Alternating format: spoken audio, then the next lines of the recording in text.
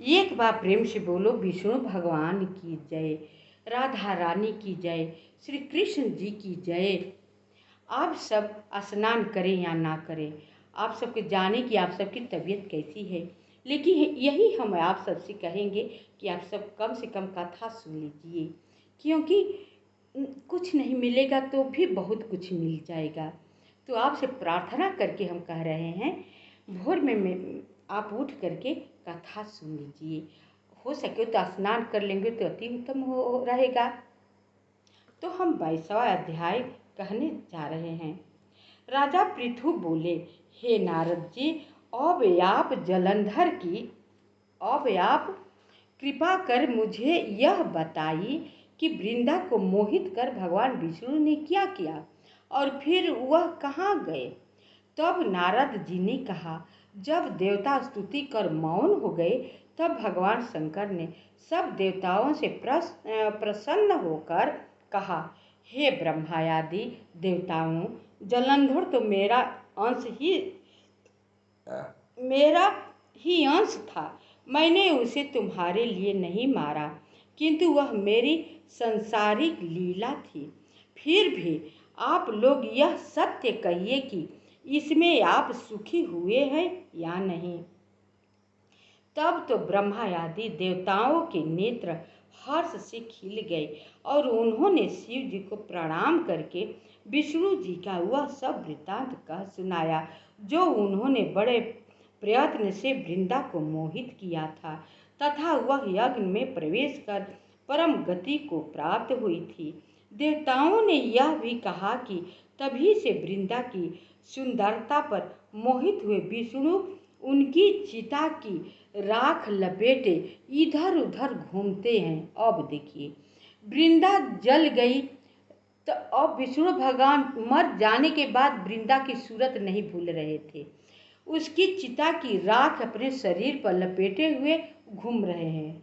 हम तो जानते थे कि शंकर ही भगवान केवल भस्म शमशान भूमि के राख लपेट कर घूमते हैं, लेकिन विष्णु भगवान भी घूमते हैं। अतः आप उन्हें समझाइए, क्योंकि यह प्रकृति सदा चराचर आपके अधीन है। देवताओं से यह वृत्तांत सुन शंकर जी ने उन्हें अपनी दुस्तर माया समझाई और कहा कि यह सारा जगत उसी के अधीन है। उसी से मोहित विष्णु भी काम के बस हो गए हैं, परंतु महादेवी उमा त्रिदेवी की उन जननी सबसे परे है। वह मूल प्रकृति परम मनोहर और वही गिरजा भी कहलाती हैं। अतएव विष्णु का मोह दूर करने के लिए आप सब उनकी शरण में जाइए। यदि वह प्रसन्न हो जाएगी तो आपका सब कार्य हो जाएगा। भगवान शंकर की आज्ञा से सब देवता मूल प्रकृति को प्रसन्न करने चले। उनके स्थान पर पहुंचकर उनकी बड़ी स्तुति की। तब आकाशवाणी हुई, हे देवताओं, मैं 3 प्रकार से तीनों गणों से पृथक होकर स्थिति होती हूँ।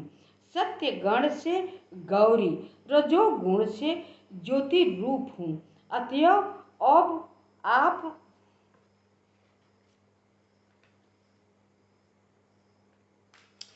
लोग मेरी रक्षा से यदि सादर उन देवियों के पास जाओ तो वह तुम्हारे सब मनोरथों को पूर्ण कर देंगी। यह वाणी सुनकर देवताओं के नेत्र खुल गए। वह भगवती का आदर करते हुए गौरी, लक्ष्मी, सरस्वती को प्रणाम करने लगे। सब वही वृंदा का अंश से गौरी, लक्ष्मी, पार्वती उत्पन्न हुई। आकाशवाणी हुई देवता लोग की कि जाओ देखो, 3 चीजें उत्पन्न हुई। भक्ति पूर्वक उनका स्मरण किया, सब देवियां प्रकट हो गई। सब देवताओं ने प्रसन्न होकर भक्ति पूर्वक अपना निवेदन किया। देवियों ने कुछ बीज देकर कहा, इन्हें ले जाकर दे दो, तुम्हारे सब कार्य सिद्ध हो जाएंगे। ब्रह्मा आदि देवता उन बीजों को लेकर भगवान विष्णु के पास गए। उन्हें वृंदा की चिता भूमि में डाल दिया। उससे धात्री, मालती और तुलसी प्रकट हुई। भगवान विष्णु ने ज्यों ही उन स्त्री रूप वाली वनस्पतियों को देखा, वह उठ बैठे। कामासक्त चित्त से मोहित हो उनसे याचना करने लगे। धात्री और तुलसी ने उनसे प्रीति की। विष्णु जी सारा दुख भूलकर देवताओं से नमस्कृत होकर अपने लोक में चले गए। अब वह पूर्ववत सुखी होकर भगवान शंकर का स्मरण करने लगे। यह व्याख्यान शिव जी की भक्ति देने वाला है। ये जो अध्याय पढ़ेगा इस शंकर जी को भक्ति देने वाला है, सब पापों का नाश करने वाला है। इसका करने से अक्षय भक्ति की प्राप्ति होती है। एक बार बोलो प्रेम से कार्तिक महात्म की जय, विष्णु भगवान की जय, राधा रानी की जय। कथा समाप्त हुआ। आप सब कथा सुनकर कथा का स्मरण करते रहिएगा। इससे आप सबका जो अंदर का आत्मा है वो पवित्र हो जाएगा।